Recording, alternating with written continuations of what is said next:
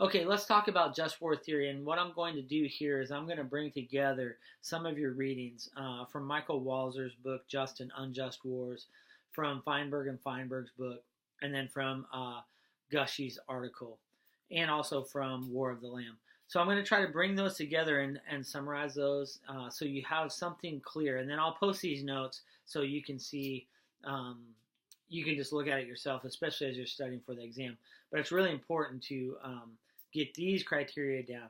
So there are three major categories for just war theory. There's just ad bellum, that's justice of war. There's just in bello, which is justice in war. And one that most people forget about is just post bellum, which is justice after war. And so, with under each of these major categories, there are several criteria for just war theory. And so, let's look at just ad bellum first. The criteria for just war theory. The first criteria. This is as we enter into a war. These are the criteria that need to be met in order to enter into a war justly. The first criteria: there must be a proper or legitimate authority who has responsibility for whether the criteria are met. Second, the war must be the last resort. And this, again, plays into what Glenn is arguing in the space between pacifism and just war theory. There is a complement in peacemaking practices. And the complement in the peacemaking practices to just war theory is this criteria. War must be the last resort.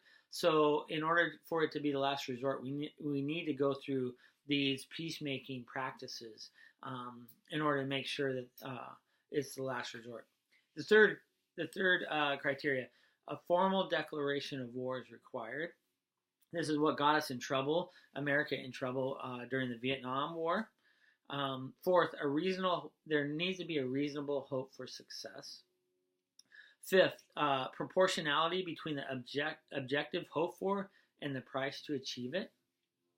Sixth, there must be just cause.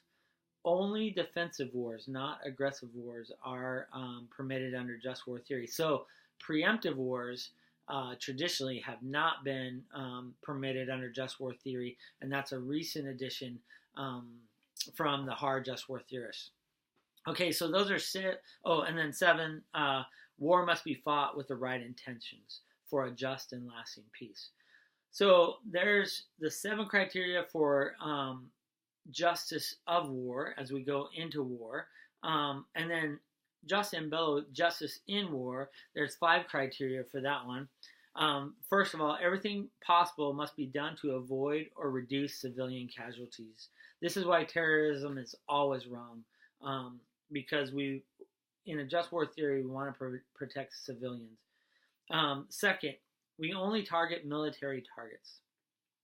Third, there's a measure of proportionality.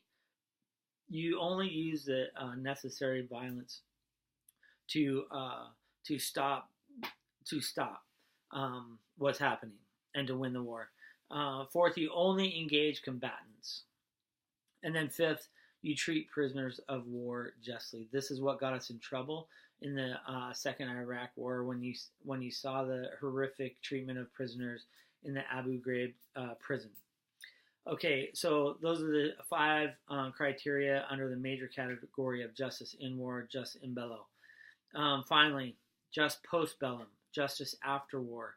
This is one that we forget often, especially as the Second Iraq War was being concluded and being debated.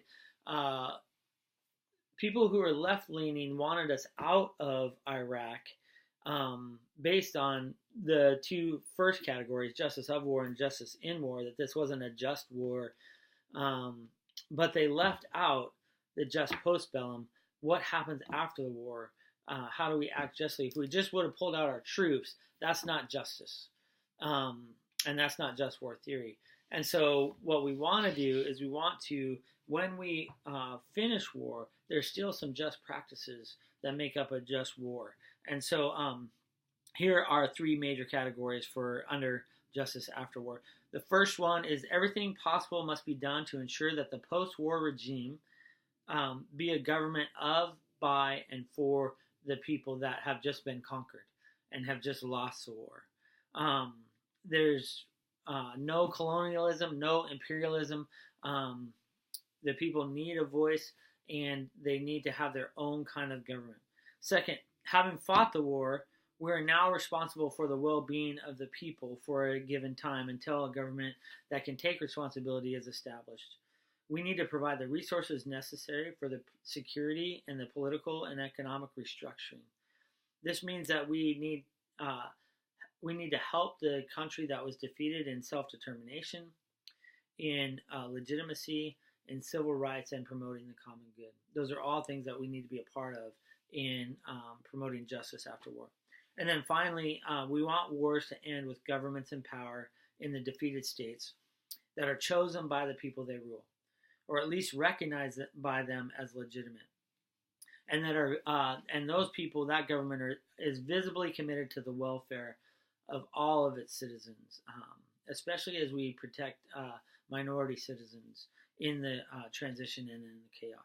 Okay, so if I can summarize this on page 170 of Just Peacemaking, in the crisis over terrorism, Christians must continue to defend the innocent from military reprisals, prevent dangerous and wider wars, and oppose superpower unilateralism.